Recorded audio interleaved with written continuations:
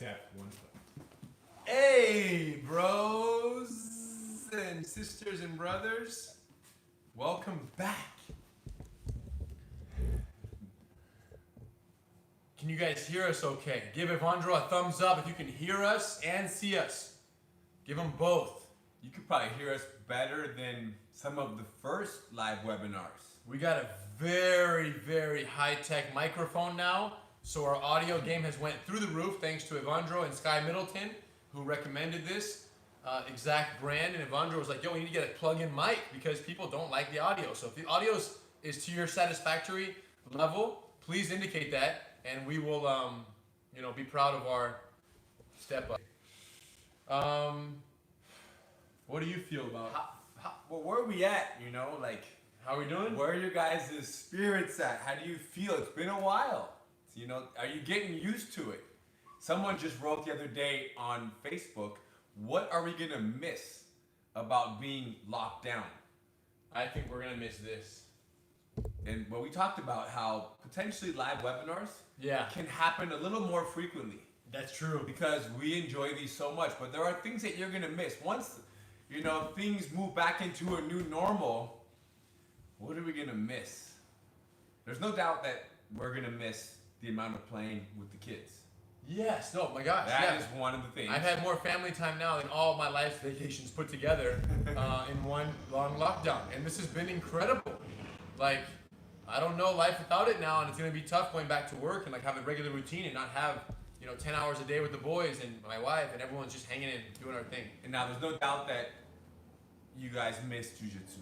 They miss being on the mat and being on the mat with 10 people, 30 people, 60 people, it could be 100 people, some mats. And there's a certain energy. Even if you're on the mat with 3 or 4 other friends, it is much different than being at home by yourself or with 1 or 2 training partners that are people that are family members. Yeah. So we have no doubt that energy is very special and we miss that. And we will move back to that. There's no doubt we're going to get back to that. And we might have to modify. We might have, some space might have to exist when we move back, but it's going to happen. But until then, yeah, the key. Sorry, go ahead. No, I'm saying until then, we're just glad we're here now, and thank you for being here now. We're going to do great stuff today. And once we get back to the new normal, we need to bring the good from this situation back into that, right? We need to bring the live webinars, which we're down to do on a more regular basis than just lockdowns. We need to bring the family time, which I can't wait to do more of. Even once we're back at work, it's like, no, I need to be more family time. You got to connect, you guys. This is too good. So take the good from this unfortunate time and situation, and then you just take the good from everywhere. You're constantly just picking up the good along the way and creating a new future. So today, the good discussion is leg locks. And that encompasses everything from the hips down. And there are many breakable joints, elements, and situations. And I want to start where I started, which is straight ankle locks and the intricacies that, to me, took it from a move that always was just annoying and hard to do to one that became the 100%er. This was the first of my personal journeys. For you, it was a little later, right? You didn't start doing ankle locks early, right? I felt like I started doing them before you. Correct. I became a master at defending them. Then you started becoming a master at catching them. Correct. It was backwards. So interesting. Right? It's the one thing in my life where I was like, first, with Hidon, I started catching ankle locks at 15. I'd say when I started training in adult classes, at 14, 15, 16, I had so much trouble, just passing the guard and dominating because I was so much lighter. I was tall and skinny, so I would get thrown around like a rag doll, so I would end up in the guard a lot, had a trouble time passing decent guards. But guess what I found? The feet were always available because you can defend your neck, you can keep your arms tight, but they're out there. They're lonely. They're lonely. So they just dangle. And I was like, man, if I can latch onto one of his feet like a little pit bull and just get a bite on it, and then I can leverage my entire body against the ligaments that hold their ankle together, we can do some serious damage. And that's where the journey began. And 1 success, 2 success, 3 success, sometimes ripping, actually tearing people's ankles, which as I got older, at the time I was like, you get what you deserve. And I was like, because it was a different day back then. Was it a different day? You get what you deserve. No, because I was just so tired of getting beat up as a kid, like by the adults, that when I started catching ankles, some of them tore, you know. And listen, I forgive. Listen. I apologize. I was gonna say I forgive. I apologize to every ankle that ever was torn by my little ego coming up at 16, 17 years old. It wasn't even your fault. You don't have to apologize. It was my fault. No, it wasn't. I ripped my No, shit. listen, I mean, listen, now as I listen. got older, I'm like, oh my gosh. Listen. No. So I was very fortunate. Nobody's ankles need to be torn. To be right there on the front lines as he was exploring this new, focus of leg locks. So as Heather's going for his first leg locks, I'm the victim of them. Right. Not ever really getting tapped, because as you're figuring it out, you're still not very successful in it. It's still new for you. And because of the age difference, I was able to defend. I became almost previewed to what you were working on right away. Right away. Which was good for me. Right together. Yes. Whereas if you would have left to Russia. Yeah. For 3 years and came back, it would have been problems for me. Yes, I would have been getting caught all day. You were my But because you were doing it around me, I'm like, I see it all happening. Now, I say this because you say that you ripped some feet. Some ripped. And the reason why he ripped some feet is because in Brazil, maybe, 20, 30 years ago, 40 years ago, leg locks were a little bit frowned upon.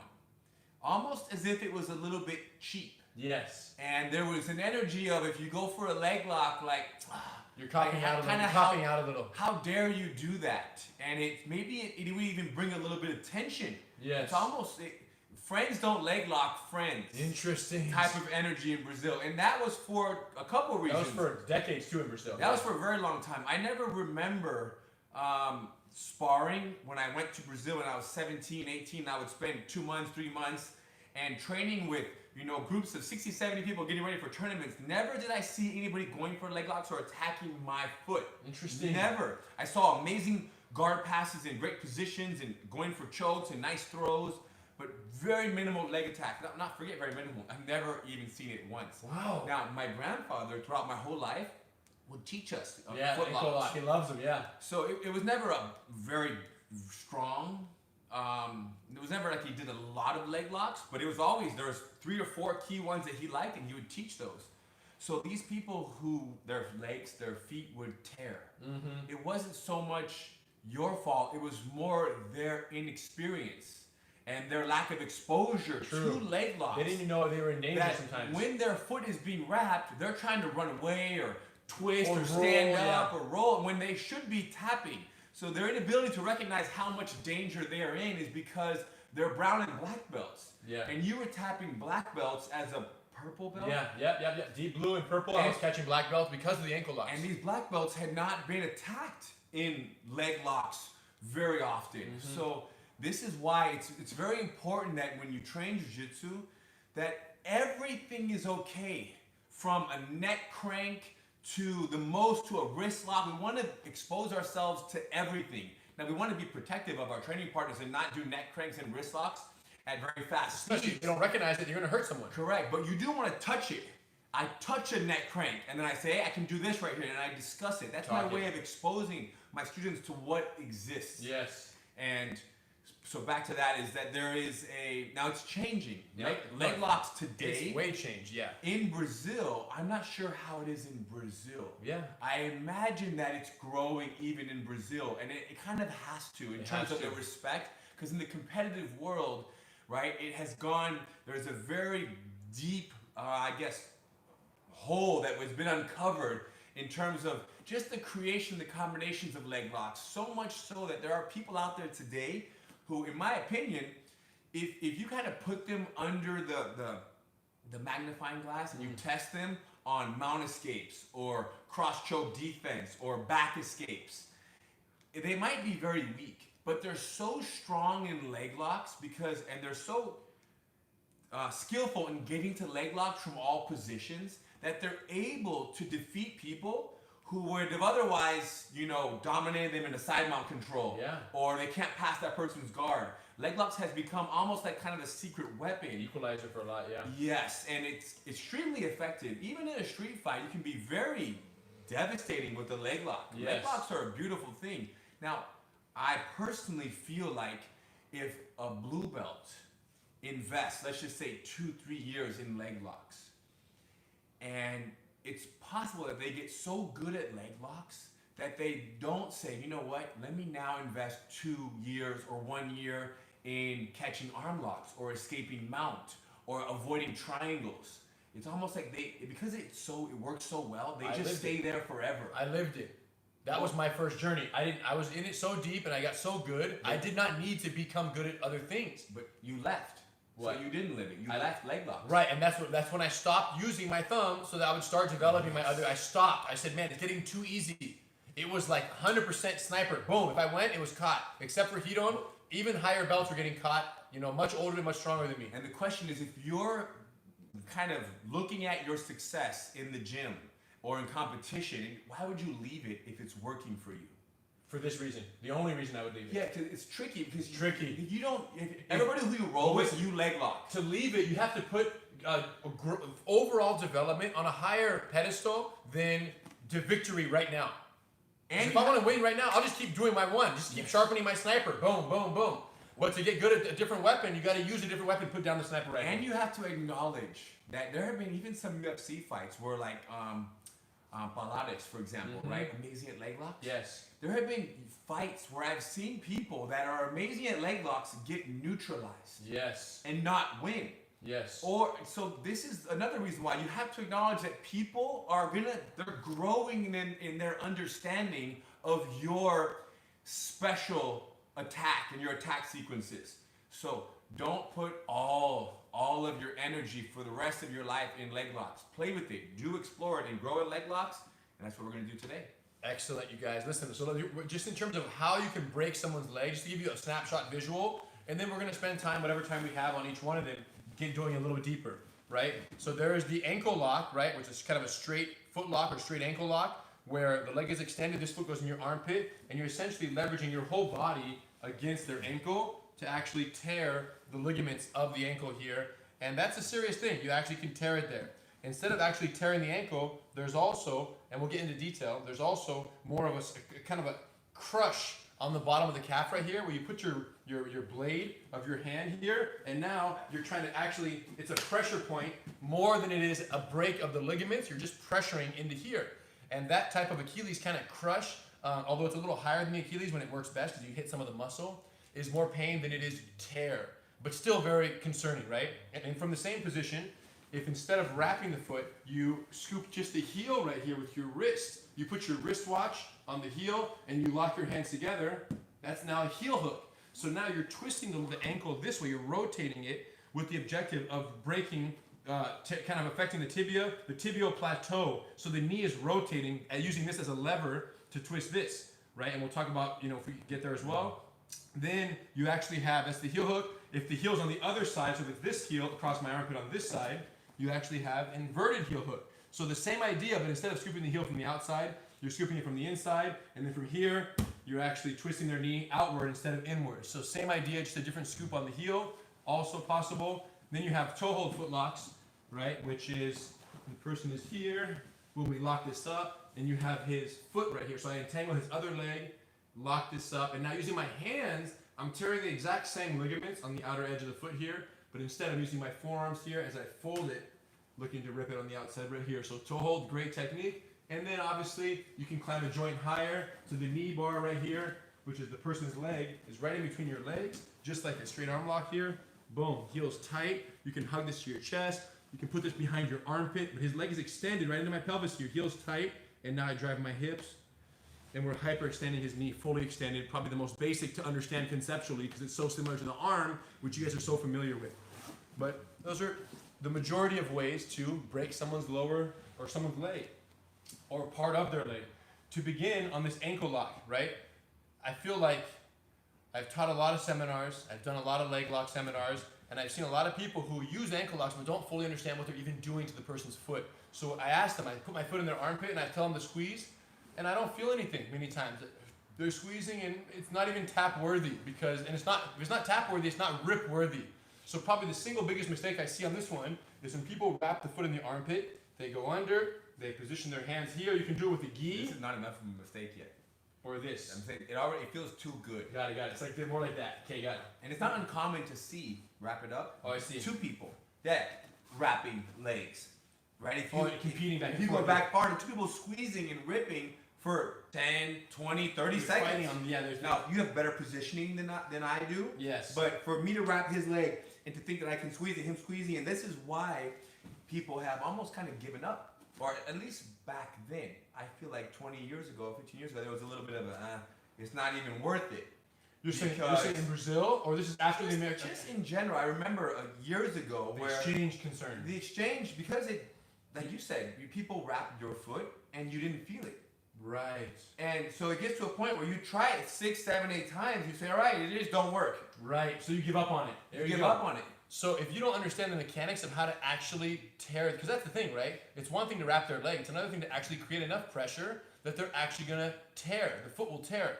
And that comes from the understanding of how the foot actually works. If you don't pulse his toes back, right here on top of his foot, this is the tibia, right? And this muscle right next to the tibia, the shin, is called the tibialis anterior. The long muscles that allow him to pull his foot up. That tibialis anterior comes down, bundles up right here in this tendon, and then those are then attached to each of the toes down here, and then he can pull his foot back like that. And it's a large tendon right here that attaches to the tibialis anterior. That tendon, because tendons attach bone to muscle. That's what a tendon is. Ligaments attach bone to bone. Ligament. So think of a tendon as a rubber band, and think of a ligament more like a rope, like a little rope right there. It has much less elasticity in a ligament, less blood flow, less stretch. And because it has less stretch, if you target the ligaments instead of targeting the tendons, you're going to have much more success, because if you squeeze the tendons or stretch the tendons, very flexible foot can go. If you stretch the ligaments, even a flexible foot, even a long rope, eventually comes to its maximum, and at its maximum is terrible. And that's what we're trying to do with the ligaments. We're essentially rolling the person's ankle. And how many of us out there have rolled our ankles? Popped an ankle when you roll, playing basketball, so running, easy. playing soccer. You turn your foot, it pops your ankle. But when you roll your ankle, it typically isn't straight over the top. It's your outer edge of your foot does this in the hole, a pothole on the ground or in the dirt. You step and you twist your ankle, and it pops very quickly. I popped my ankle in high school basketball when I came down from a rebound. I stepped on a guy's foot and it rolled. So the whole point is you have to roll the ankle sideways, which is why the actual toe hold ankle lock is responsible for more popped ankles than any straight ankle lock is. Fair? Mm-hmm.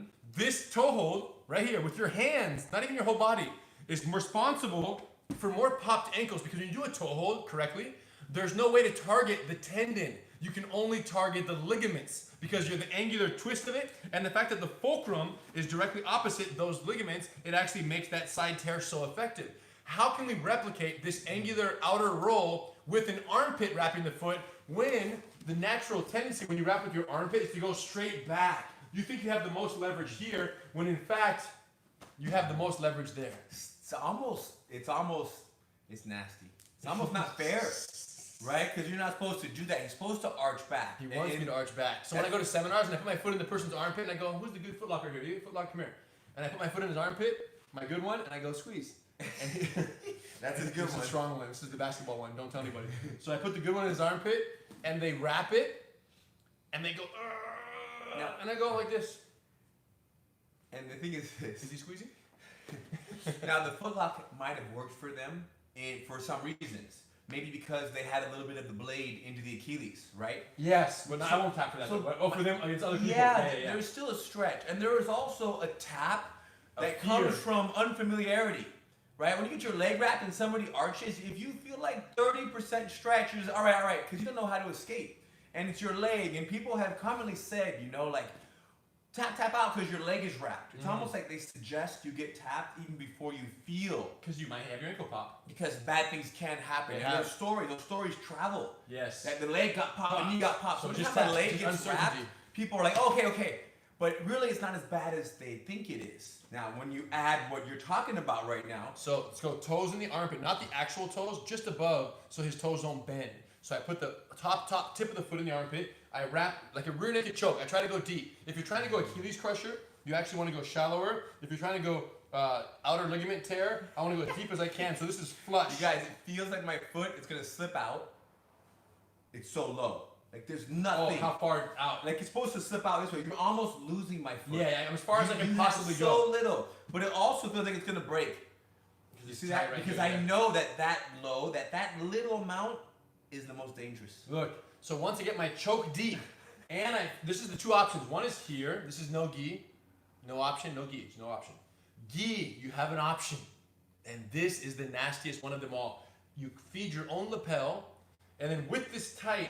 Now, the key with a leg locks in almost every case is managing the angles. Because if I'm going to twist that way and he able to go with me, it won't break. It's all about keeping a fixed angle or position and then ripping off of that fixed position. Usually your legs are used for that. But I want to do a sitting drill here with you guys where we sit up, he gives me the foot, I'm going to pull his knee inward as I turn my chest out. But the most important detail is that I squeeze my armpits so tight like I'm trying to cut off the circulation to his foot.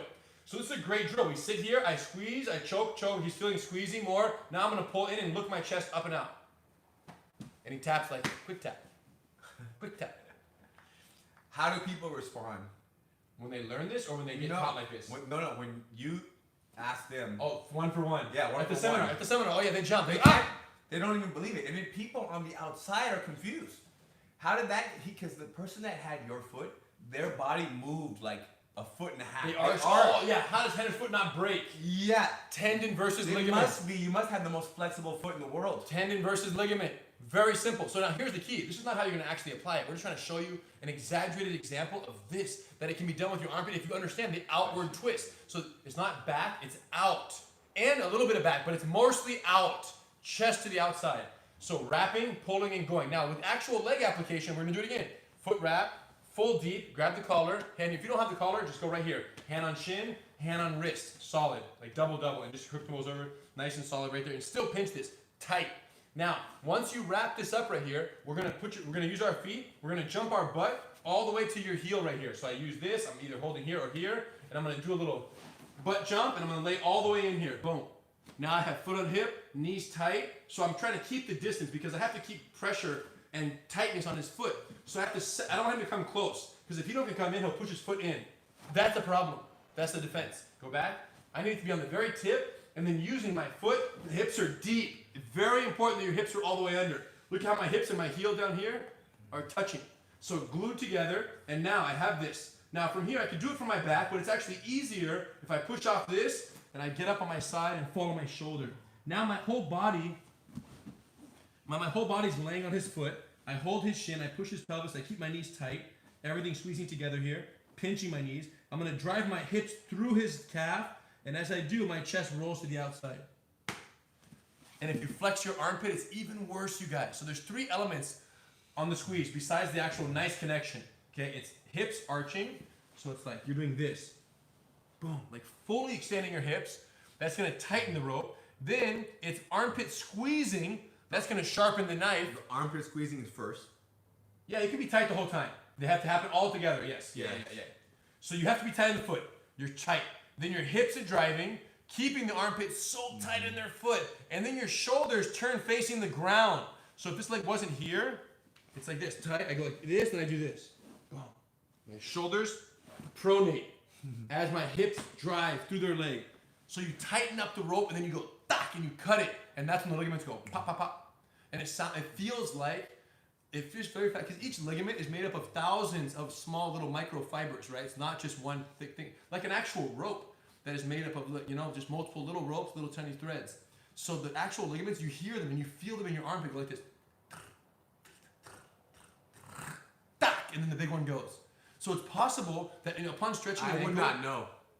It's possible that upon stretching this out right here, you feel a little tack, tack, tack, tack, tack, tack, tack, tack. That's not the big one. You'll know when the big one pops. You guys. It feels like someone got a mallet and went tack and hit someone's ankle. Stop it. It's just too much. Ripping and popping. It's too much. What I'm saying is this. It's possible to tear the microfibers and still have a sore ankle without having torn the big one. So if you ever have your foot wrapped, even in practice today, and it stretches and feels like tack, tack, tack, tack, you didn't break your ankle. You tore some of the little fibers, but you'll be just fine. Nobody should feel that. You should not. You don't want that. Cool? So we're gonna practice again. Wrap that armpit, get it deep. Guys, get down with me here. Feed the collar one time. Grab the collar, hold the knee. Jump your hips into your heel. Sometimes it happens by you moving, other times it's pulling him in. Look, like, whatever. It's one way or the other, we gotta get to this position here. And now, keeping this tight, we're gonna fall over.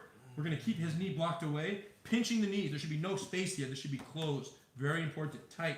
And then now as my hips drive, my armpit flexes. Number 1 mistake is no hip drive. Number 2 mistake is no armpit flex. Number 3 mistake is no twist. You gotta have the 3. You gotta have them. In that order? No, you just have to have them all 3. You have to do all 3. If you miss if you don't drive the hips, it's no power. If you don't twist, it's no cut. And if you don't squeeze your armpit, there's just no insulation. Think of it as a boot. Yes. He has to be wearing a boot. I call it the Ugg boot, like a big fluffy Ugg boot. Inside that Ugg boot, there's so much slack that moving the boot doesn't mean moving the foot. But if you pour concrete into the boot, let it dry for 6 days, and then you move the boot, his foot is part of the boot. So your armpits flexing becomes the concrete in the boot that when you move or break the concrete, the foot breaks with it. It all has to go together. That insulation is undeniably important. This is so dangerous. This is so dangerous right now. We have to give a disclaimer because fortunately, you guys aren't going to be rolling in normal populated group classes for a while, most of you. So this will most of you will forget this, and you won't even use this in a month and a half, 3 months, who knows when. But this is so dangerous. It's so easy to tear the ligaments. You have no idea. So you're going to learn this right now and drill it on, who knows who you're training with. And if in 3 months you wrap someone's foot and you have never tapped them before, and you roll to the side and you do those 3 things that he said, and you do it quickly because you want to secure victory, and you're ready to tap. You're ready for their tap. You're ready to release. People are going to be, everyone's going to come out of quarantine wrapping all their partners' feet. You understand? And say, hey, you never went for footlocks. It is a secret weapon. So we have to almost say this because I feel like you're talking about you're gonna feel it. I don't want anybody to hurt anybody. You can't just wrap a purple belt's foot and you're a blue belt with 2 stripes in 3 months. That is your friend that trains at another school, and then do all these steps because he's gonna be resistant that you even have the leg wrapped in the first place, and he's gonna try to fight to get away and grab and do something, and you're gonna continue with your motions. And they're not going to want to tap because you're a blue belt with 2 stripes and they're purple with 2 stripes. And then now they're going to be having a hurt foot for how long? It's going to be, if they tear a the month? 6 weeks, no less. You're going to extend, and they just got out of quarantine. Back into quarantine. Back in. Okay, let's talk about some setups, I think. This is good pressure. I think I want to talk No, we have to stop everybody. It's too dangerous. Cancel? Let me go turn it off. My point is arm locks, there's a certain control. Do you understand? We can't even show anything. We shouldn't have shown this. We should cancel this webinar? No, you shouldn't cancel, but you shouldn't have shown that. That's already out there. Got it. My point is, it's only Is going to this live or are we recording? It's only going to get more dangerous. Is this actual live? Things are only going to get more dangerous, which just means higher likelihood of them hurting their training partners. Okay, he don't stand up. Show us the standard open guard setup here then. Stand up. Question? No, maybe you want to tell it that I did chew straight for locks my whole life. But now, I can't wait. Evandro, you guys, Evandro's back here. So glad he got called for forum moderation today because he just learned the tearing of the actual outer ligament detail for the first time, just like you guys. And your foot's pretty flexible, right? You feel like you have a certain... Yeah, you pretty resilient ankles. You have resilient ankles for the most part. Yes. They're pretty solid. I felt them. I have gone for his foot a But few they're times. rippable. They're rippable. They're rippable. And now, the thing is this, it's almost like a part of me over the past 4 or 5 years hasn't even tried to finish footlocks. I more wrap them, every single student, and educate the escape. I'm all about giving the escapes, but a fire is growing in me to reignite the idea of finishing people with footlocks simply because of what I felt when he wrapped my foot, the feeling it brought. I'm like, man, I gotta finish people's feet, but It's so good. I don't want them to do footlocks. What do you want to do right now? I want to show now how to isolate a leg to even wrap the leg. No, let's go back to trap and rolls. They love trap and rolls. Let's just keep it something a little more. You want to show them how to isolate the Just, leg yeah, and how to wrap it show from the them- open guard? Yeah, that, and then from the bottom of the fight as well, how it's always a matter of separation, managing the distance, and then trapping the leg on the way out, and using the person's pull-out attempt for your your catch. Stand up. Watch this, you guys, what he does. Stand up, bro. You guys, Hidon's very resistant right now, and I'll take any responsibility for any ankles that are broken based on this seminar. I'll take it. Hito's not the contributing party today. Go, No, stand I up. don't care about responsibility. I just don't want, you know what I mean? These are people who you love that you're training with. You can't imagine hurting someone after quarantine. I get it. Remember, What if, these they are don't, what if they don't squeeze? What if they don't squeeze? if you don't squeeze, it's good. Okay, let's You go. don't have to, just guys, know that everyone, sign the waiver. that's what it is. Know that when you wrap it and you fall, everything's locked in place, No need. it's done. It's done. Same as the arm extended. You don't have to hip up. Same as the arm extended. Now, arm extended, there's a little more. No, you hip up, it's gonna hurt their arm. You don't have to squeeze. Well, put it this way: people understand the danger that they're in Better. than in this final place that he just had me 3 minutes ago. Great. So when it comes to actually catching the leg, because here's the hardest part. Breaking it's actually the easy part, the way I just showed you. The hard part is actually isolating someone's leg away from their body when they don't expect it, falling down, including integrating your legs into the control, and then breaking it. All of that happening without them defending is harder. So let's show you some of the basic entries into from the top and the bottom of the fight, how you isolate a leg, and then you're gonna say, oh, okay, great. Now that I see how you isolate, let's talk about how to defend against it. And that's how leg locks are explored, back and forth and back and forth and back and forth. Cool, so Hito's standing, open guard, he stands up, he has to split me. He's gonna separate my legs by stepping one leg on the inside, open my leg, step in, look what he does. Boom, stepping in. So one leg has to be in the center. And then this person, he's acting like he's gonna pass my guard right now, right? So I cleared one, and I pushed this one down underneath. As if he was My gonna come into legs. like a guard passing Yes. process here, which is great. But I don't like this. So what I want to do is I want to start making space and pushing him back possibly to separate and make distance. And the simple fact that I fed your leg under my leg makes him feel as if that's where I want it. And they exactly. So I'm holding So I'm like and kind of then like no on distance. I'm like, And now he brought it out. Once he brings it out and he puts it here, I don't have to even look or at it. anywhere, yeah. This is a very common Very- one you wanna in push terms away. of creating space. I don't have to even look at his leg because I can feel it. Right. So now my body lowers and I hug his foot. Beautiful. Boom. Now we can, like Henry mentioned, it's very common that this person Yes, just to if you remove wrap their. here- The moment I wrap, pull it out, boom, they want to do that, which there's a better response, but that is a very natural one. So even if I don't wrap low on the heel, but I wrap around this area, we can trust that he'll pull it out. And now it caught itself right here. It got worse for me. Boom, it catches itself. The heel gets stuck. And you learn how big of a noose So yeah, noose. to leave. If you leave it too big, the whole leg slides out. If it's too tight, too much friction, so it won't meet the heel. Which is problematic. Do it once. Problematic. Because now when Hito falls down, step and step, he falls. Now my foot's too deep. He's not on the tip of the ligaments that he can tear. Do you understand? And adjusting now is more work. I'm gonna start grabbing and fighting his more adjustments. time. So how does Hito make sure that he's at the right tippage as quickly as possible with the proper looseness on this wrap? So he wraps loose. Obviously, you have to be too loose and too tight many times. many times to figure out the perfect amount pulled out. Yeah. Ah, your good looseness. It's just you have to understand what this foot is capable And what of. size shoe they wear, so you know that the shoe simply won't escape. See, this is mine right here. This is what I need for his foot. He knows. Boom! It just gets stuck. My toes can't get out if he has the heel not blocked. And these guys, there just simply isn't an exit radius there. So he wraps, it gets stuck. Now, slow. Step, step, step. Watch what he does. Hook, And step, foot, and then heel. boom! Look at his hips, how deep. The key was how he shot his hips all the way in, and he's flat on his back. His back or on his side, either one. But the point is, he's back versus do this whole thing again and just sit down kind of clumsy and when you're sitting out. Back to your original. Here. From right here. Yes. If I start to fall now, his hands, look at his hands. Go back. Now watch his hands. I can't even reach him. It's so important, you guys. Whoever manages the distance manages the ligament rippage.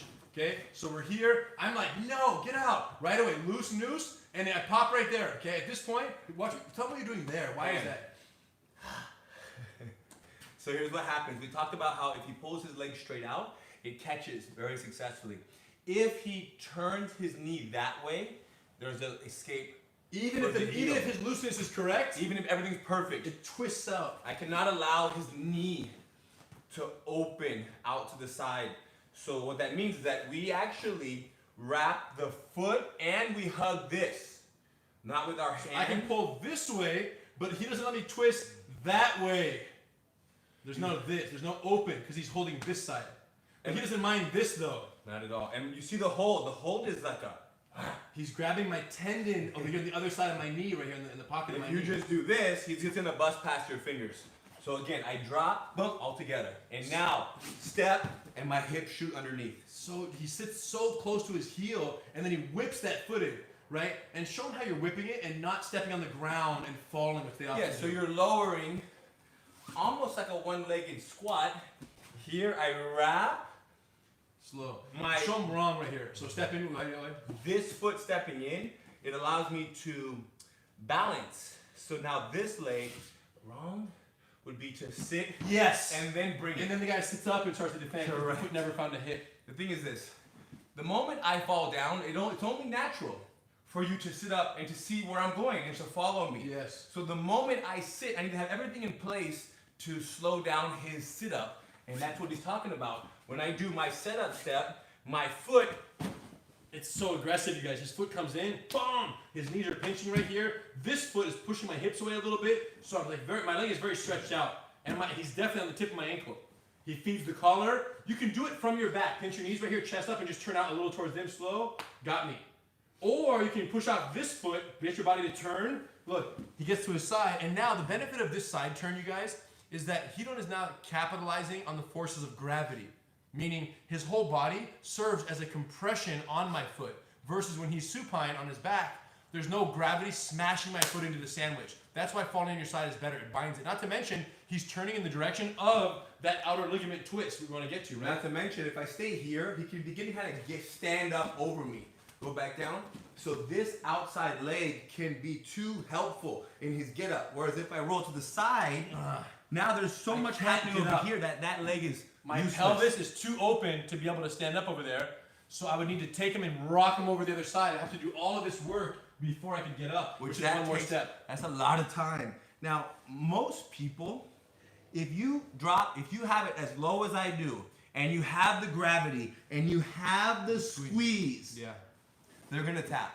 It's the same as a good arm lock. Once you feel it, you go, no, they're in. I don't need to fight it. And these are the kind of understanding that, like, that's why I was smiling so much when you had my foot, because I'm so clear on how close I am to major problems. And that understanding is what allows you to decide whether you tap or you attempt an escape. And that is what also prevents injuries.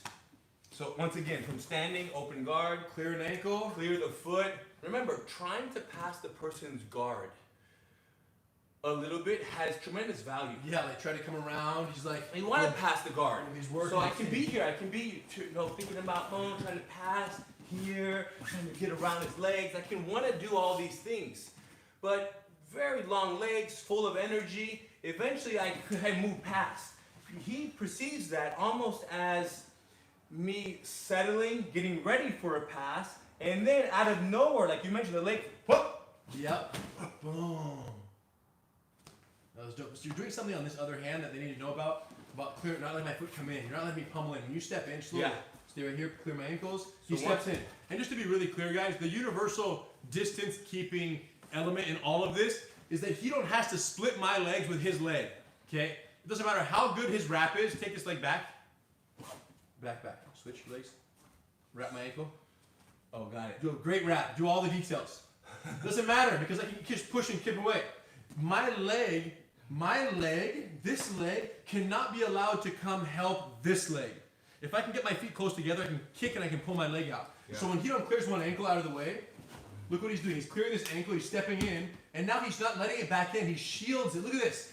You can try. You can't pummel back in. Beautiful little form right there. Yeah, so and you almost want to do it in a way to where it's like I'm accidentally. Yeah.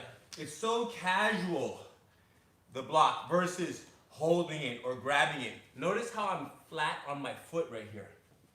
Sometimes when people step forward, they go like this. This is unsustainable. This is too much work to be on the ball of my foot. So be flat, I'm in base, I'm very here. So back to what you said, bring it around. So he's and what I'm trying to do, just so we're clear, what I'm trying to accomplish if I'm pummeling this leg in, is I want to come back in and hook his knee, push his hip, do that, because now I'll freeze right there, base, wrap my ankle now. Look, I don't care how good his wrap is, if my foot's in here, I want to kick him and back out. Let's come again. So when he clears this ankle, he's essentially eliminating one of my feet. So now my other foot, if it does present itself, is lonely. He has no brother to protect him when he gets wrapped. So your goal is to isolate, and usually this all begins with putting one knee in between my legs, and the reason I'm emphasizing that is we're going to use that from other positions as well. This is the fact. One knee has to keep the distance and prevent the other leg from helping, and the other side is the wrapping side. If you do too much forward, how do you feel? A little compressed. What are you gonna do? You're gonna push me away or you go back? You're gonna move yourself back, move back, we'll go back. I don't want to create too much wiggling for you. Right. I don't want him to realize that you can move away. I see. So when I enter here. I see. I don't feel a lot of pressure. Correct. You feel just enough control. Bring your leg back in that you can't bring it in. So then you go to this before, because we'll go back right now. I don't really want that. Right. I don't want to have to move with you. This, yeah. So don't put too much pressure through your shin and knee on this leg of theirs. Okay, balance. Leg comes out. Good. Are we done with this? Yeah, 1, 2, Wrap, 1, wrap, step, and then throw and fall. Beautiful. And then we get here, we'll practice this. He'll make his adjustments right there. He'll lock it up on the tip of the foot, and he's good to go. Shoulder pressure and chest and squeeze. Boom. Excellent. From the bottom of the fight, or should we do the first defense here so we can do the counter? Yeah. oh wait, this is all we're doing. The first defense, peel the foot. Yeah. Okay. Everything is here. Now we could also fall on the foot. Fall on the foot from up. The initial drop, you mean? Yeah. Show me. So everything is about time, right? The faster you can begin to apply pressure, the more the higher the chances are you tap the person. So I wrap. When I throw my leg in, I can fall. Oh, beautiful. So he skipped a whole step of not landing on his back by throwing himself straight to a sideways posture, shoulder on the mat. It's just already compressed, so you can definitely fall already on your side and skip that step. 1, 2, 2 steps. 1 in, 1 over as he falls sideways. Boom. Okay. So you see my hip is by myself. My hip is hitting. So I am kind of sitting on my hip and I'm falling. I'm not landing straight. I'm landing at this almost like a 45, and then naturally gravity takes me to my side. Excellent. So now, when this happens, let's say you're at my foot like this. Let's talk about the first line of defense here for me, and then we can talk about some counters, right? So this is already very deep right here. It's a dangerous situation. The earliest, let's go back maybe to the early peels, and we'll get worse and worse and worse maybe, just to show them some of them. So if I'm in Hito's position, he steps in right here, and he gets to this position right here. Step number 1 is I can't let this leg stay split. I have to get my leg back in. And don't be in a hurry to remove this. Right. Know that when your leg is here, it is safer. Doesn't mean I can't hold this, keep a hook in, step off, and attack it. But you simply taking it out, thinking that is...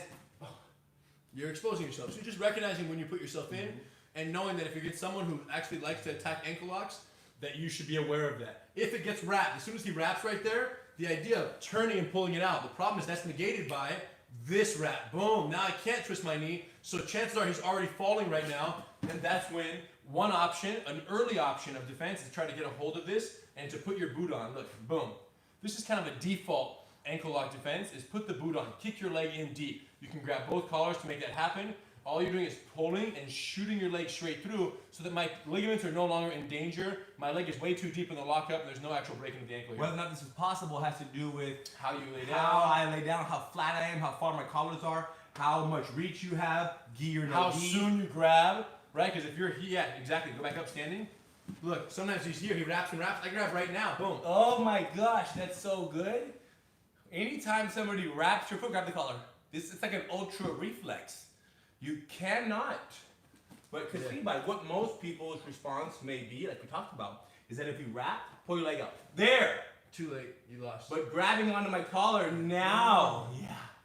And Because that shows that you're focusing not on what is happening in the moment, but you're thinking about what is coming.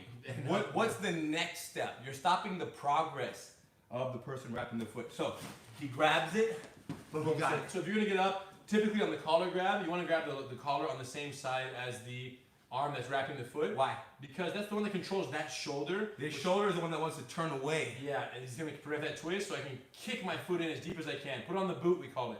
Once the boot is on right here, then you can hand off this collar and start to get ready for the actual defense, right? So I have to get out of here at some point. So step by step, clear the foot, hold the ankle, chunk the butt, and then come around. Push your hip away and clear your foot out.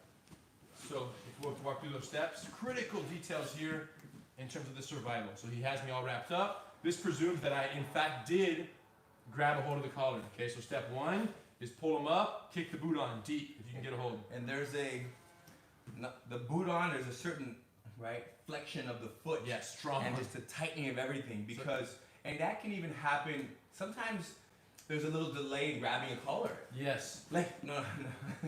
Like you have not, you're here.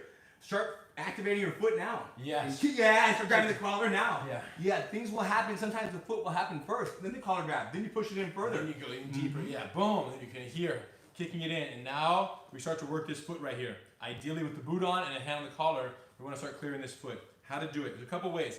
One is the elbow. Come right down the crack, wiggle it in, and push it straight back. Sometimes, when he's so strong right here, this is not doable. So another option is to push on the actual instep of the foot right here. The risk is, that one's a little sketchy because it does heel hook him a little, and it hurts here. So just be cognizant of that when you practice. And this person who's here, be smart. Don't be so stubborn here that you're going to allow your foot to get twisted and hurt your own knee because you're so stubborn. So one of those two methods will peel the foot off the hip. Once that happens, hold the ankle on the ground. Okay. Take your other foot, tuck it in, and post your foot on the ground. So I take my foot and I put it close to my hips. And now all I want to do is be able to lift my hips off the ground. Like totally be able to get up and like. And then with that hip lift, I'm going to jump my hips over his foot and then fall to my side. So butt jump and fall. Okay, right when this happens, this knee's going to be kind of in the vicinity here. We're going to fall. Boom. And now this knee's going to be kind of in the vicinity here. And what I want to do is get past it because I don't want this knee to come up to here and start pushing me away. So as soon as we fall, I start to hold it and I start to move around and then I bring my foot over as I continue to wiggle around the corner. Foot on the pelvis. Once you're here and you put the foot on the hip, you're going to push firmly and pull the other foot out. Okay, you can kind of kick, pull, and once your bottom leg is out, ripped out of the armpit, then you can pull yourself up, start to build the house, and get back up. Okay, one more time right here. So check it out. He wraps. As soon as possible, start. If you can't grab that collar initially, you can do this one. Look, and start to do your boot, and then you can transition because this one's a lot closer usually. It's more accessible. And if you can't grab either collar, you can grab a sleeve, you can grab their arm, you can pull, right? Then you start to climb up, then you start to transition, then eventually you're here and you're ready to actually make the actual jump, okay? Hold here, start to clear this foot, peel it down straight to the ground. Use your elbow, use your hand, get it down. Once it's down, hold it, take your other foot, tuck it. Notice how he holds my foot and he releases my foot in midair. So he releases it as he's hitting now, he releases it. To guarantee that it stays pinned and his hips can clear it. Once my hips clear, I don't need to keep holding it. Once we land, rotate this way. Not only is his hand on my knee, but even his top leg right here is giving a little bit of pressure and a little bit of control. And you'll see why this is so important in a second when we teach you as the counter to this counter. So he's bringing his knee through, I'm holding his knee off the ground, and now we're still a little too linear here. So what I need to do is get my head up to the same level as his. So the way I do that is by keeping my grips, I use the hips, shoulder, hips, shoulder. Look, my head passed the mat right here and his is still below it. So now that I'm much more head to head and much more facing him, I can bring my foot around, place it in the hip. Because if his knee was in here and I'm down south and I bring my foot in now, it's just going to break my own foot. We're too linear. It's going to push me back down to the heel. It's going to help you, yeah. Okay, so that's why and before you insert the foot into the push-pull removal, you have to come up here face to face. You got to come around the corner. And the way I do that when I get off this leg, just show just my hips right here. Yeah, watch. Even if my foot's trapped, what do? I do hip, shoulder, hip, shoulder. Right? So it's a great solo drill actually. Like in terms of it's like very much like a shrimp equivalent, but for ankle lock escapes. The foot doesn't move. This foot stays. Look, and all you do is you do hip, shoulder, hip, shoulder. If you keep going, you'd actually do a 360, like a huge pie. You would go in a full circle. A great exercise to teach you how to move. So just learning those different mechanisms for how to move your body in compromising situations to facilitate your escape. This is another one of those beautiful movements. Okay, great. You want to try this once, or should you want to do the step through counters? What do you feel like? Would you? Some questions right here. Yes. Before you go there, there's two people asking. Once he don't show the detail where you land sideways. They're asking for some safety tips on how to land softly, if there's any. Do you mean to not hurt the foot or hurt yourself? They think you're going to break on the landing. It's not going to break on the landing. It's not going to break on the landing. When you do that fall onto your hip and fall to your side, almost direct fall on your side, it's not hurting the foot. So it's just landing on the foot, but it won't actually break. To tear the ligaments, it's not just a matter of falling on your side on that ankle. It's the squeeze, the arch, and the twist. So that's not going to happen. You're not going to break their foot accidentally by falling on your side ever. You're going to break it when you drive your hips. You're going to get to the break much faster because you're already on your side, but merely falling on your side does not mean their foot will break. But it puts you in the position to get into the very quick finish. But the finish requires deliberate, extra, different energy. It's not just falling. And the reaction, for example, if you wrap my foot and he fell on his side, I would be tapping almost even before but not the because arch, the twist, and the flex. And I do that because I know how little, like you said, it takes deliberate action, but it's very little Same action. as an arm lock. If someone catches a good arm lock and they're sitting right there, if you're smart, you tap on the position of control, not the actual hyperextension. But merely catching the arm lock doesn't mean the arm's going to break. What about for you? Safety for you, you're asking. The person being High caught. fall safety? Maybe tailbone, maybe. No. You fall on your hip. It's a very thick. You throw it. Look, it's like a whale. It's like boom. It's just a Like fall. a whale. Yeah, like Not a whale. You know when the whale comes out of the water, and then it goes. Got it. I just made that up right All there. right. Luckily, I recovered. Boom, there's a little roll to it. They fall kind of part of the body first. 'cause Okay, they're I so know. heavy. I'm killer whale. Got it. Go ahead. Excellent. So now I want to talk about. Listen, here's the bottom line. Peeling that bottom foot can be done with the collar grab. If it's no gi, it's different. Go, come here real quick. Stand up. Look. Clears the ankles. He steps in. He wraps. So now, like you'll try to usually get a hold of an arm and put the boot on still. And now we gotta just let go and go. I don't have this to hold on to. So now I'm doing peel, hug, grab, jump, fall. There's no collar. Hip, shoulder, and go. Boom. So that's totally viable option when there isn't a collar. The collar's very good, yes. I have a question. I saw you blocking the foot before it landed. Were you doing that right now? Yes. You want to tell them? Yes. You didn't land? I didn't choose to. Go, stand Did up. it land? My heel thing, I blocked it and then I let it land after from Okay, top. good. So Evandro's pointing out a detail that he wants you guys to have, which is as he unwraps, if there's no gi especially, look, the foot never lands. No gi especially. Both gis. Yeah, you're right. Gi or no gi, that is the detail Both right there. gis. Go again. This is the detail. I was gonna say that next. So let's do it. Let's do it. That was gonna be mine. Let's do it. So Hidon comes in. Watch my elbow. I make my elbow become my hip. Now- Literally. Look. He doesn't do that now though. No, I do it when you're falling. He doesn't do it now. Now he's still here. He has to behave as if he doesn't know what's happening. Well, it's almost like, I guess you don't know what's happening until it's happening. Until it happens. The question is the best. The minute he wraps that, go ahead. This is one option. Is that you just have that nice forearm tuck. The minute his foot comes, it's almost like I create a false hip. Yep. Step on that hip, but that's not a hip. That's actually an arm. It's a false hip. Okay. So hip replacement there. Look.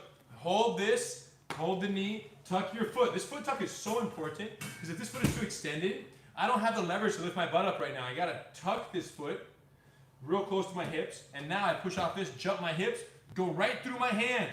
They're gonna want to jump and go on their elbow. Yeah, this is the number one mistake. And stay posted up. No, I had no business staying sitting up right now. I only have business falling down.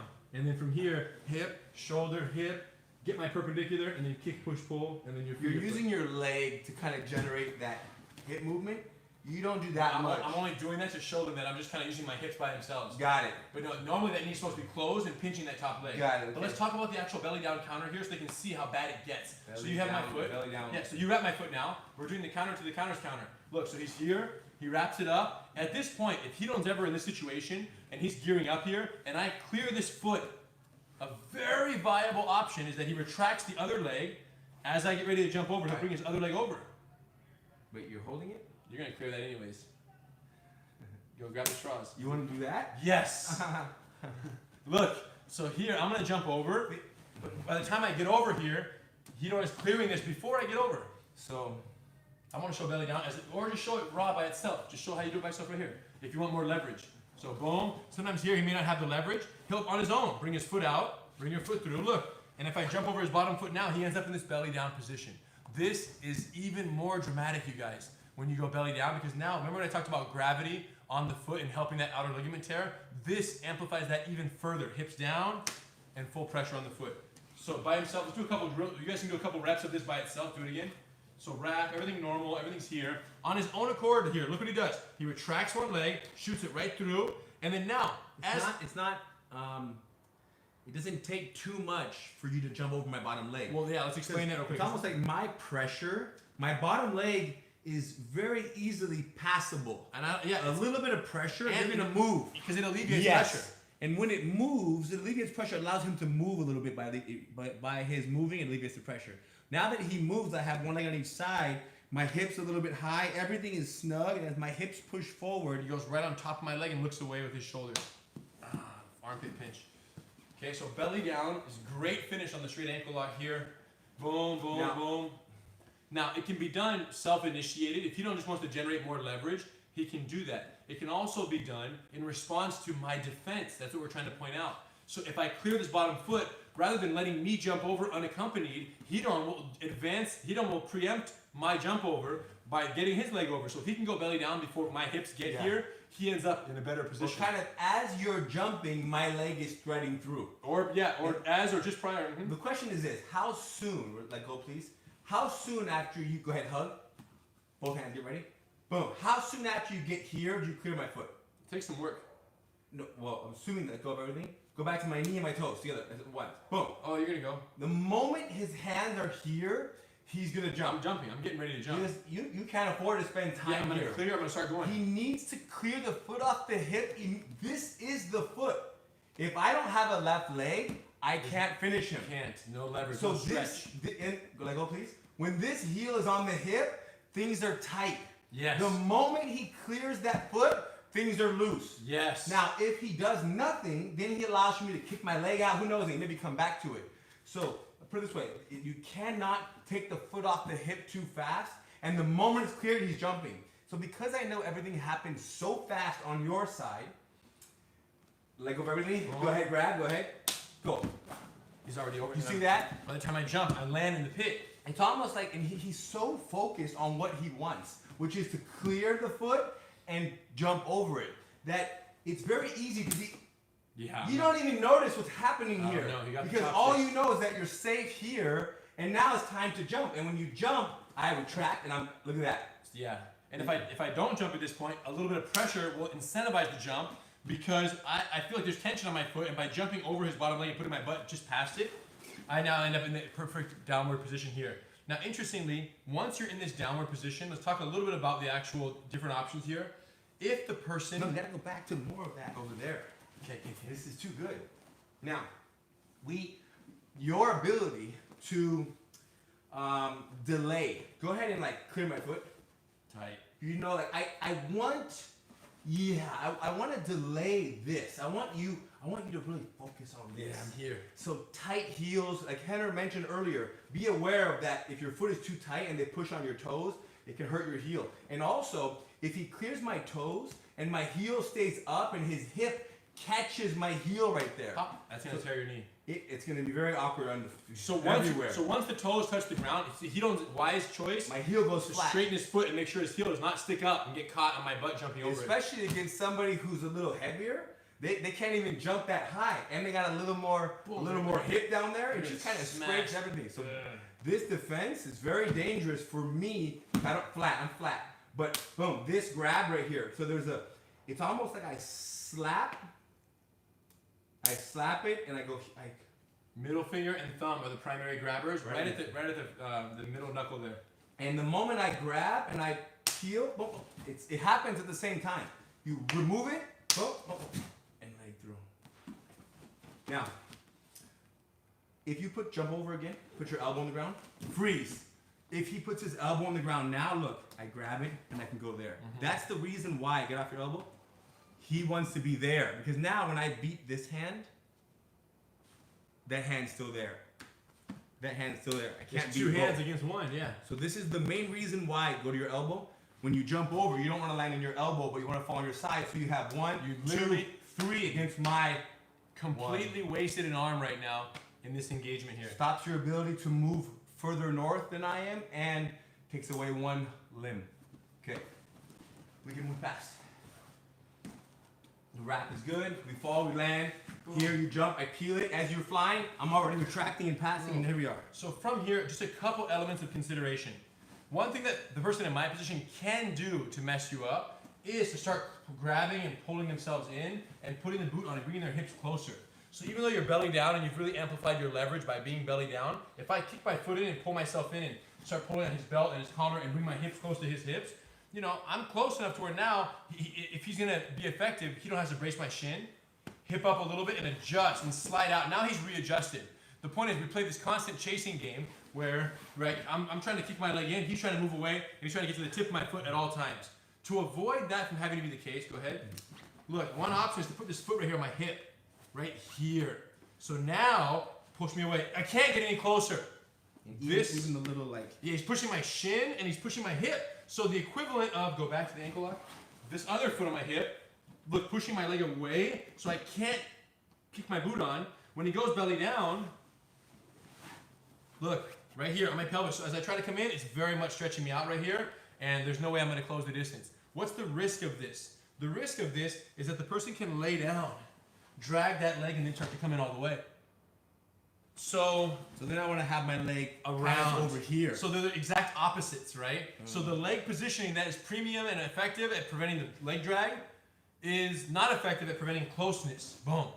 And the one that prevents closeness by pushing away, very good, does not prevent this kind of inverted pass where I would then come around and establish my closeness to then be able to get my angle and come around and creep all the way around. Both of those behaviors that you just did. One is putting your foot in further.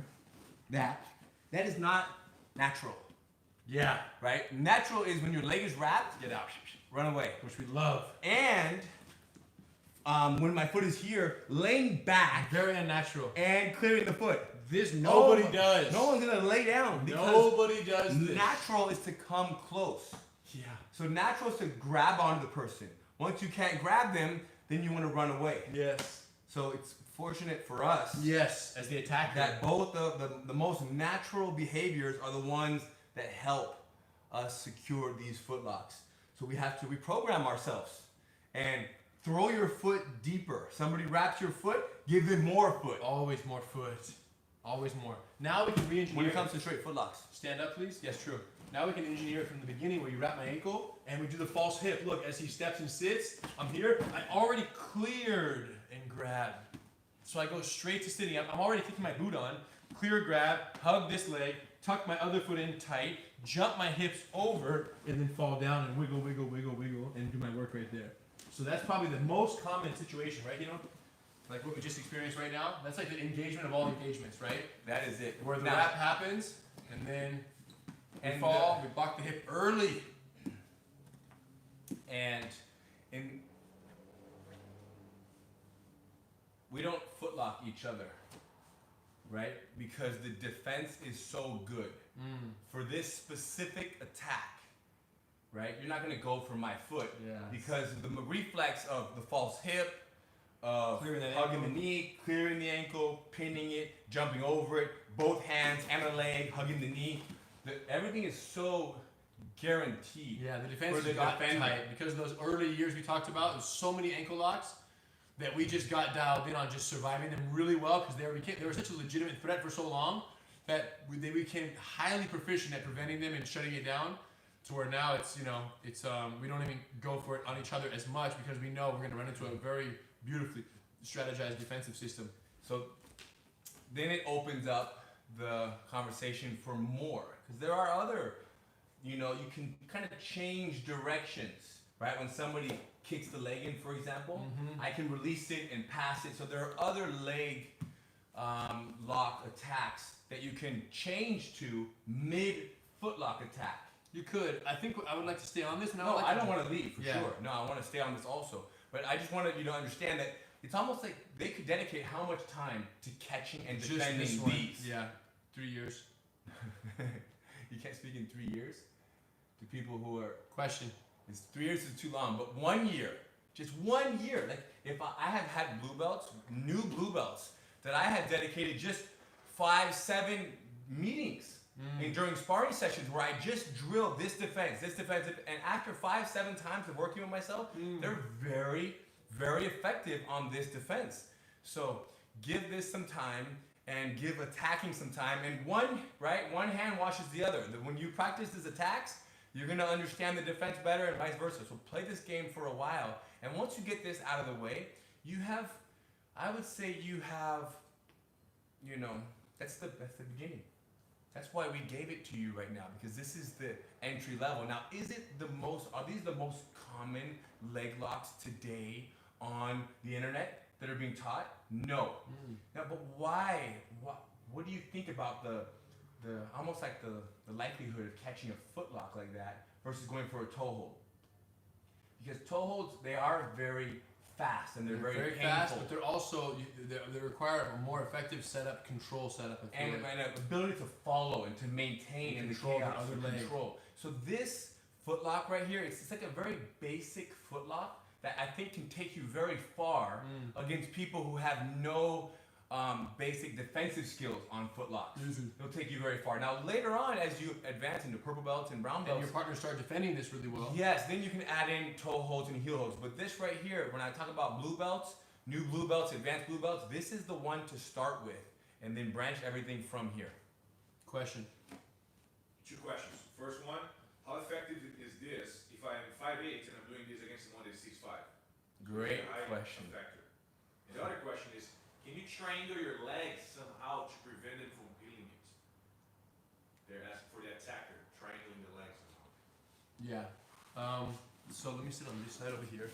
So the height question is a concern when it comes to ankle locks, because particularly when we're right here, boom, boom. It's a concern if you are 5'8", Yes. and I'm 6'5". But if you are 6'3" and I'm 5'3", life is great for that's you. not what they're asking. I know. Yeah, the reason why height is such an issue when it comes to leg locks, the main reason is because if Hidon's foot is perfectly extended at my armpit, and let's say some way or another he gets his leg out, pull it out of here, pulls it out, take my ankle, pull, and he wraps mine. If Hidon was 5 feet tall and I'm 6'4", how much closer to me? My boot is on. Look at my boot over here. And his boot is not on, his air is on. Boom. That's why height is such a factor when it comes to leg locks. So it would be the other way then, most likely. Let's say you're tall. No, I'm tall. No, if sorry. you're shorter. Sorry, hold on. You went for the foot lock, you're shorter. Kari, you're right. Let go? Yes. So if you're yes. shorter, it's going to be like this. I'm the short guy. So even okay? with your legs in place. We were just saying that we were equal opposites, so it didn't really matter. I know, but doing the actual move of the day. I see. Do you understand? Even with his legs in place, he's not able to get, your body can't go back far enough. Well, I don't know about that so much, right? Like, there is no doubt. because if my hips are in, there is no doubt that people that are much shorter, 5'5", have a little harder time. oh yeah, getting even to the tip of the foot. and not only that, but my longer arms, your torso is not as far away. The shorter people that I've seen have more success, it's when instead of this knee being here, it's when they go to the belly down option. Because when you go to the belly down, right, what you're doing is you're coming out, you're coming over, and you're putting the top foot near the hip often, and now you're driving, he's jumping over, we get to here. And now I can slide out, bend up towards me, and now even I can still wedge this right here, push away, and really make myself as tall as possible, you see? Yeah, there are ways to push away. Make myself push, stretch, make myself longer, so yeah, it's gonna be... But generally, we would not suggest if you're 5'6" and you're in Henner's guard to go for his foot. Not even because even if it wasn't Henner's, just another blue belt, same body type. We would not attack the foot in most cases. Now, It becomes for this it's foot lock. easier for a taller person to put the boot on. Boom. Because they have longer legs. Now, there are other types of leg locks that even a smaller person is devastating. Right. That might be better options for somebody shorter than the straight foot lock. Yeah. And that's why you have some competitors out there today that are on the shorter side, but they go for the legs because the entanglements are completely different, to where it's more difficult for the tall person to close the distance because of those entanglements. Now, one small example. What was the other question? The triangle of the leg. Oh yeah. What can you do to keep your foot from being peeled off my hip? Well, you guys are talking about triangling, and if you're talking about triangling, you are,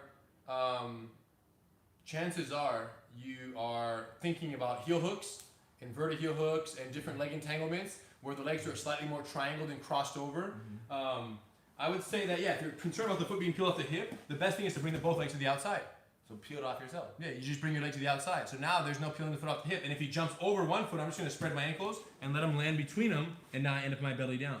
So I don't think of this as a triangling per se. I just think of it as get both legs to the outside, and now really start to drive and push and get your angle here and get your pressure. So I don't think of it so much as triangling so much. In fact, sometimes triangling when you shouldn't can actually expose your foot, right? And the other toe hold right there, you can wrap my ankle, look. So I don't want my feet to be bent, deeply bent. I want my feet to be tucked and over the top and belly out. So if you have fear of them clearing this foot off too easily, I can just initiate my belly down on my own. He doesn't even have to peel my foot off my hip for me to start doing that. I'll just go direct, and oftentimes enough pressure here, he's gonna jump over, he gets his hip jump. Now I start to make my adjustments, wedge the hip right here, good to go. He starts grabbing my ankle and laying down, I tuck it right away. Oh, you dance according to the music. Dance, closing the distance, coming up. Because that's so much time. Yes. A little squeeze, you're done. There's, when you wrap my foot right here, and you have standard foot lock position, don't fall to the side yet. Yeah. Just put your foot underneath, sit up right here a little bit. Kind of, you can be laying down actually. I put the boot on a little bit, we're here. Sometimes we clear this foot to here. Yes. And we wrap this foot. We can only do that if his positioning is off. Yes. If I put the boot on or he wrapped it a little bit, you didn't wrap it effectively enough. So now his leg is shortened by the wrap around my leg. I do the same hold right here, chest, squeeze, and then I rotate.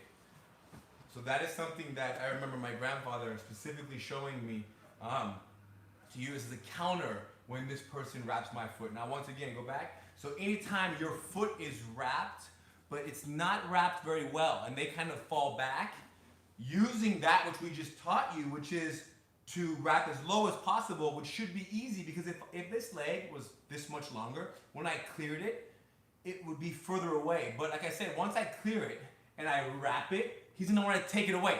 And now, we talked about it earlier, it landed perfectly on the low. And when you wrap, is it more the wrist, or is it as low as possible, right? It's the bend of my elbow, almost like a guillotine. Can't be wrapped deep enough. I'm not sure about feeding the collar right here. It's okay, right? Because then I hold this. I feel stronger here. I feel good here. Feels very good, yeah. Chest, and then rotate. Outside twist that way, so he's tearing the outer ligament this way. Always understand the mechanics of the foot. Excellent. So now, another thing that has worked, listen, when it comes to shorter legs or shorter people, and knowing that their boot's gonna go on a little bit, put it in a little, boom, he's gonna get it in. That's when you change the grip and you go to this one, boom. Right? Explain the difference. I mean, this is more of a pressure point, but it sucks, right? People tap a lot to this, you guys.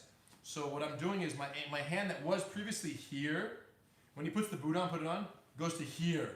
Not quite the calf, but not the Achilles. It's this little space between the calf, like point your toes, between his calf muscle, right here, and the Achilles. There's this little space. That's where you want to put your blade when he kicks on the boot. So he's here, he kicks in, boom. The one key detail is your hand, which is palm down, you have to turn it to where it's almost like you're stabbing yourself in the stomach with a knife.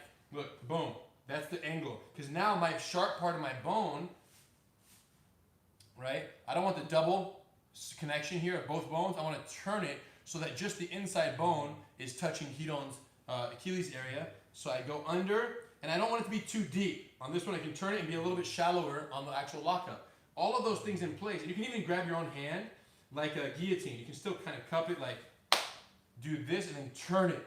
Now that it's on my stomach, I lay down, drive my hips in super deep, boom, and I'm here. And now, And what's it gonna do? it's gonna just put pressure.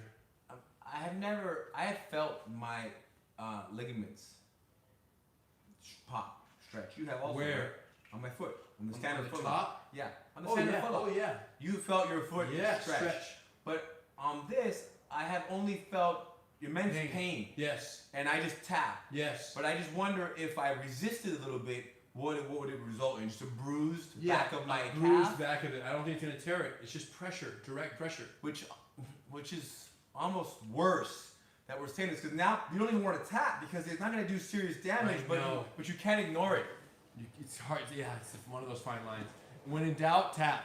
Right. But what's happening is you're putting pressure right here, direct pressure, crushing the muscle here, the lower calf, into their leg bones with your forearm bone, crushing that muscle between the bones of their leg and the bone of your arm, and you're it's so uncomfortable, you guys.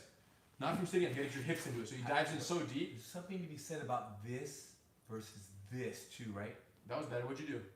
Because You understand? People push the meat out Oh of the way. yeah. When they go here, Yeah, it's not how as does that good. feel? Not as bad. So there is. Yeah, show them right there. Just so they can see. It's hard to even No, demonstrate from that. here. There is this Yeah. meat. A little meat right If there. the meat is pushed to the side that way, Then it's bone on bone. then it's bone on bone. It's not that But bad. you want the meat sandwiched between the two bones because the meat is So maybe where critical. the nerves are. Yes. The nerves. So then the meat splits to both sides versus pushing it to one side. Yes. I have noticed before my meat pushed to the side, and I'm doesn't- like, oh, it's not It's as not bad that as I bad. thought. It's a great point. So you got to make sure that you don't smear it out of the way. That you actually keep it in the mix. You So sandwich it. Look, it's right there. See it? Versus Half and half. versus you can't see it right there. It's got to be. You got to see it. So it's almost like you want to grab it and pull it back. And which is fortunate for us because when you had elbow to elbow, when you remove it, it kind of allows that opportunity. Yeah, good point. So when you go deep, like almost rear naked choke deep, and you come back to this grip, or he puts his boot on, Massage it put there. your boot on a little, boom. Now it's right there. Great. Stab yourself in the stomach.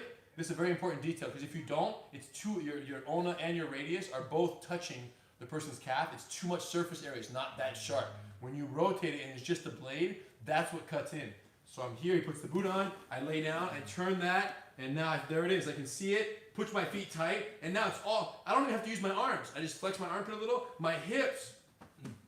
I'm bridging, and my hips are pushing my blade through his calf while restricting his mobility here and kicking straight up into it. Okay, so that's another great option there in the event that they put their boot on or you're shorter situation. Other question? Cool. So let's explore a little bit now how this might be entered into from the bottom of the fight, which is very common. Very effective use of the ankle lock is to threaten it from the bottom because it often leads to either the submission or when they frantically try to spin out of it, it allows you to get the sweep as well. So the most common is probably bottom of the mount, right? So the person is full mount here, and then we'll do guard. We'll do butterfly guard next, but it's very similar. So in the most basic sense, you wedge the person's hips, you're gonna bump your hips up, you're gonna create some separation, and then insert one of your knees in between your buddy's legs. So just high bridge, push away, and then insert right there. Okay? Insert the bottom knee. Bottom knee. Very important. That knee separation is the same as the guard. It's important to recognize that, right? So for any leg wrap, it starts with getting one knee in the center and one knee on the outside. Because what that means is you're essentially isolating that one leg for your entanglement, right? So you can bump, sometimes put both hands on the ground, sometimes you bump straight up, boom, and then you go here. Other times, you bump to the side, hip out, and go here. It doesn't matter, you guys. What matters is that you find a way to insert your legs in between yourselves. And now that you have this nice bite right here, there is a heel hook here as well. Okay, but more importantly right now is just have the wrap, and then what we'll do is control the knee at the same time. Because I still need to wrap Hito's ankle. I never wrapped it. So I'll typically grab the pants right here if they're available. If not, you go inside and you hook behind the knee right there. Your legs are very tight because he may do a full roll right now. Go ahead. And I gotta make sure that if Hito rolls right now, look. My legs are so tight, we're going together no matter what. Okay? And then at some point throughout this confusion or his escape attempt, I need to actually make my wrap. Yeah. So we end up after a roll or without it. We end up here, and now I have to actually make my wrap. So I open my knee, put my hand behind his knee, and then I can close it again, and now I can make some hip adjustments, push away, and start to slide myself down. I use my legs to kind of move heat on to get to the tip of the ankle there. So me rolling is good for you because it puts me sitting down. It's a very common behavior, and it's not the best move for me, but it's a great move for you. Mm-hmm. So let's do that again. It's almost like that's the beginning. So bottom of the mount, you push my hip, boom, you shrimp away, you bring the legs into place. And back to what we said, it's very common because people just think that for some reason when their leg is wrapped, just spiral, twist, and run away. And there are times where that is the answer. But when it comes to the straight foot lock, and when it comes to somebody who has this grab, this elbow pinch, that elbow pinch over there, this grab, and these legs pinching, the roll's not going to do too much. And as I roll, his foot right here kind of anchors on my hamstring. You can see it helps him tag along. And then rotate. And now I land sitting down, already, move that way a little bit. I land sitting down already on the side that you want to be on. The only problem is I'm not around his ankle yet. I still have no wrap. Look, even though you have no wrap, you have a lot. I have this and I have everything but But the got wrap. a lot. So that's the problem with some of these setups from the bottom. More often than not, you end up with the leg entanglement, but you end up with an armpit pinch, but no actual wrap. And when you're in this person's open guard, the way he don't show it initially, he don't step in the middle. He wrapped my ankle as he fell. That's what made that variation so beautiful. Well, that's the advantage of being on top of the fight, I should say. When you have to fight against gravity to set up your leg lock, you're not going to have the privilege of the wrap. When you have gravity on your side, you're standing on the top, you don't have to hold a person's body up. Your hand is free to wrap an ankle. So it just makes sense. So this is one of the the less fortunate results of doing it from the bottom. Even though it's a great move, you're going to end up with no wrap initially. So you got to be creative on how you get that wrap. It's not too difficult. It's not too That's the difficult. point. You have so much right here. You have this and these legs wrapped, and I just did a big roll, and that big roll resulted in nothing. And So- now what? So now we're here. I want to typically give a little bit of space right So here. going more to your back. Yeah, If you're on your I side, can't get in there. It's too hard. go to more into your back, which is kind of moving backwards, but it's okay. It opens this. Now I can get in. Boom. And now that my hand is in, it's very loose. I'm way down by his calf. I'm not even anywhere near the ankle. But with this position in place, now I'm going to use both my legs, this one and the other one that's hooked under his butt, to push away as I sit up and I slide to the tip of his ankle. Not ideal braking position, but good for the wrap. Once I have that, then my hips come back in and I go. So use your legs to push, wrap the tip, and then bring your hips back under, and you're good to go. Want to lay down once? You don't want to do bottom of the mount. Then we'll do a quick one from the butterfly guard after. Boom, I'm here, he shrimps away. Look, If you know this bottom of the mount escape, sometimes we hip out and we bring both knees in.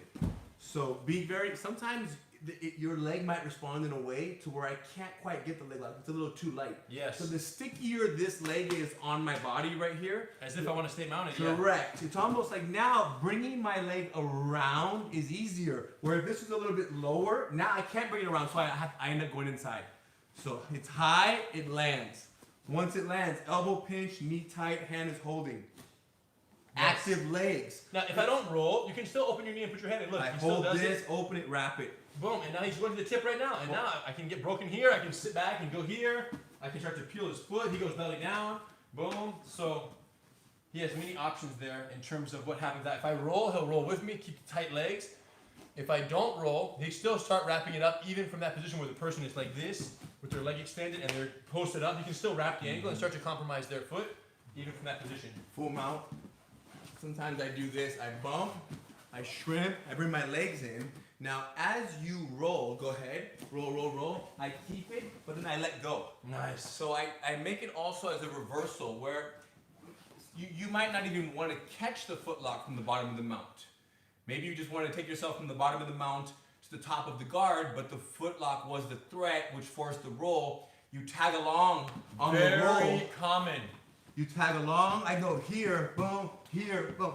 Rotate, rotate, rotate. As he rolls, this foot frees. This one comes out, and then this one right here, I go to my knee, and now I'm sitting versus having kept it and rotate, and having kept this one on the hip. I don't land here, I land kneeling.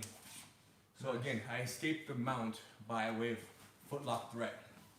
Lay down with your head this way one time. Feet this way, head that way. Watch this. We'll try the other angle so you guys can see that same spin. Go ahead, same thing. Boom, boom. He goes here. I go here. Watch his legs slow. So Out. takes it out. And now he's got my ankle, and then he can pass the guard, or he can attack it from there freely. But again, I just escaped the mount. So I wouldn't even attempt to pass the guard or attack the ankle.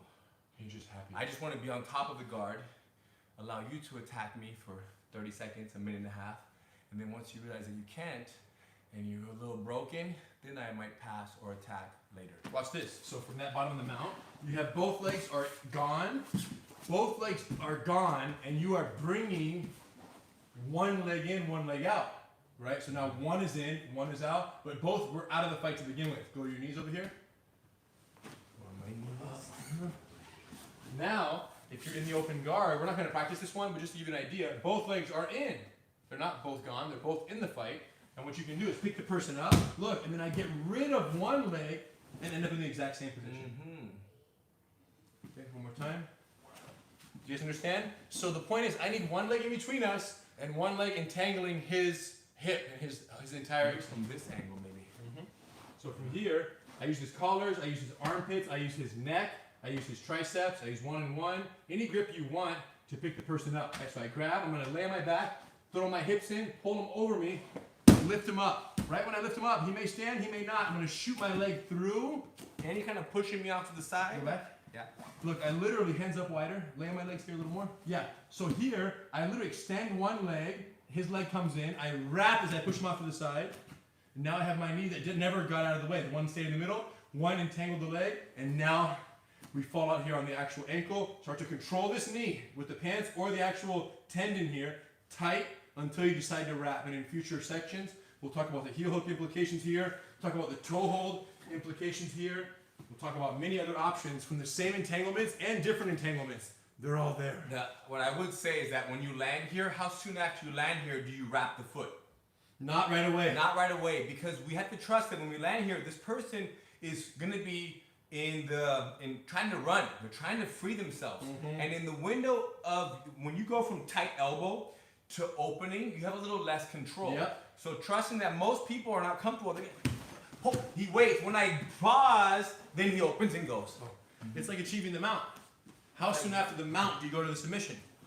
So that leg entanglement, that extended ankle lock wrap position, is the same as achieving a dominant position of mount, triangle back mount, triangle setup, any control position. Once you land there, expect a fight or flight wildness from the defendant.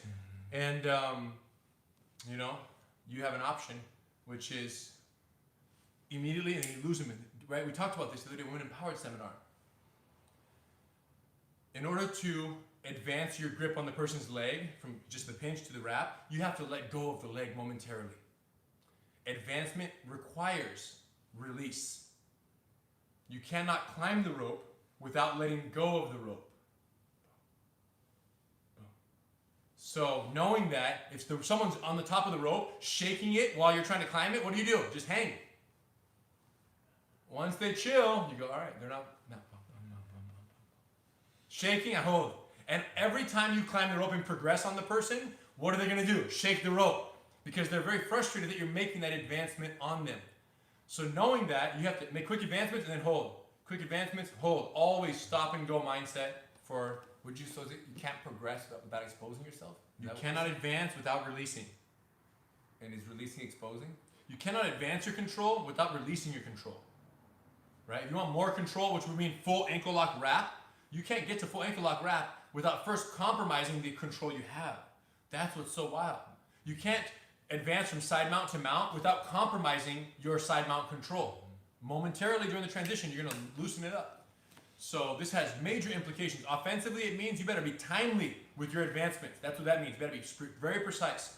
Defensively, what this means is if someone's controlling you and you can't move, if you're fighting wildly while they're controlling, you're wasting effort. You're shooting when they're not even in the window of opportunity. You need to chill. When they make their advancement, that's when you should do. All your resources should be during their transitions. If you're the one holding the rope at the top, you shouldn't shake it until they let go of it. Thanks for joining us. Anything else for them? Yeah. So we talked about leg locks. Had we known it was going to go this robust, we would have just said ankle locks, straight ankle locks. But now that we know that, next time we revisit, depending how much more time we have together in lockdown, we will make the next one toe holds. Then we can do heel hooks, knee locks. We have many different discussions. Each one of those can be its own entire discussion, which we look forward to.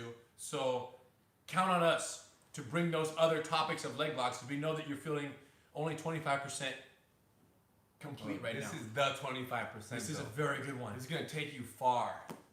And Very those true. of you that are, let's say you're a purple belt or you're a brown belt, I mean, what are the chances that you can catch that purple belt or that brown belt in this straight foot lock? Me? If you wrap their foot, yeah. 100%. I was thinking like 95, but No. okay.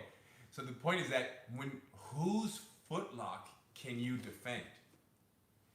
Right. If Henner wraps your foot when he's visiting, you in Edmonton, you know what I mean, in 8 months, and he wraps your foot and you already know this, how successful can you be? How quickly can you create that false hip? Boom. Right? How quickly can you put the boot on? And can you go from this to this, to jumping, to both hands here, to clearing.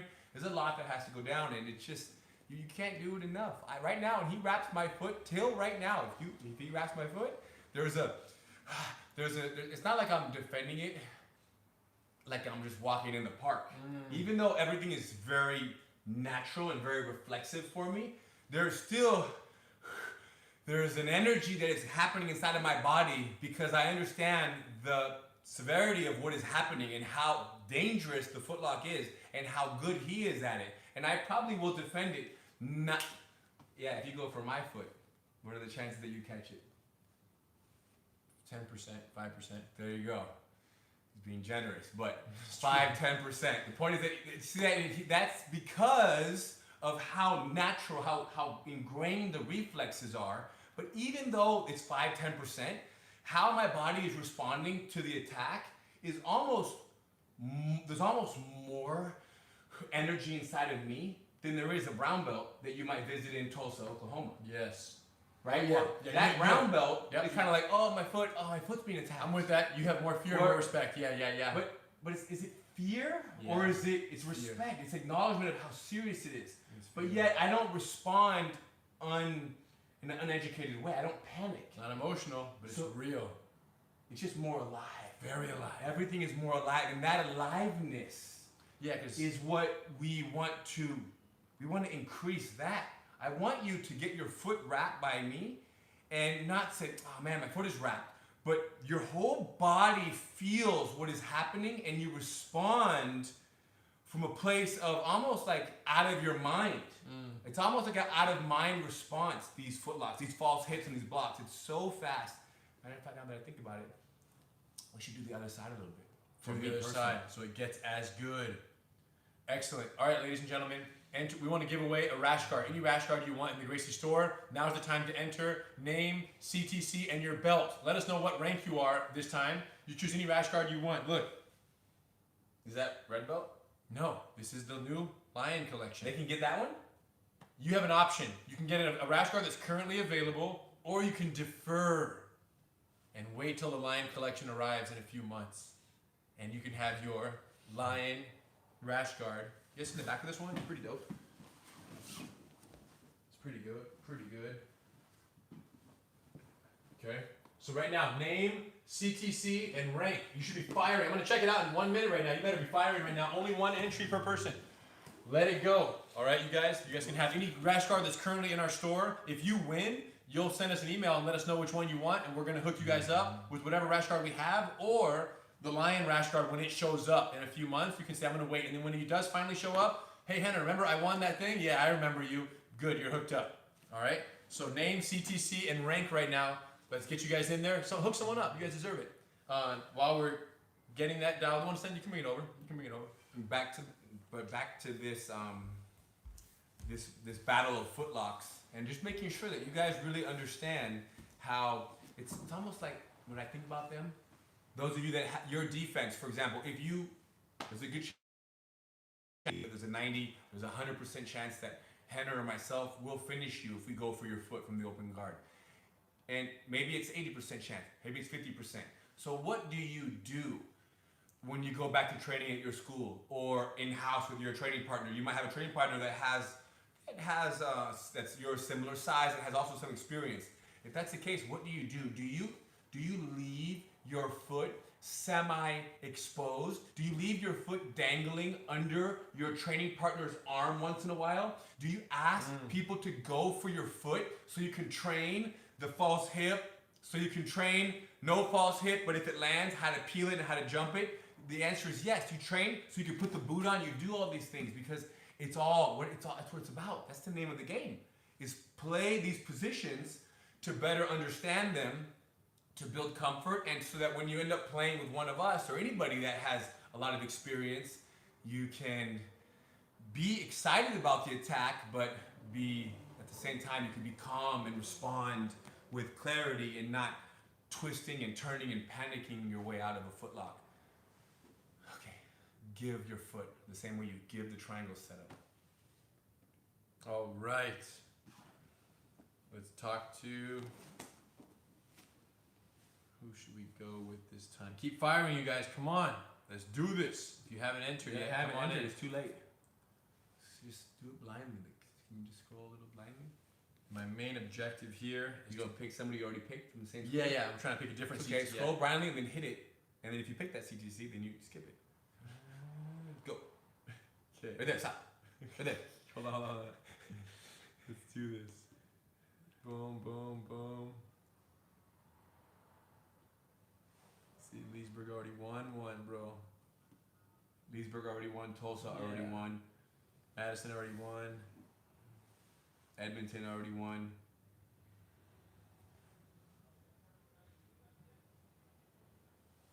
All right.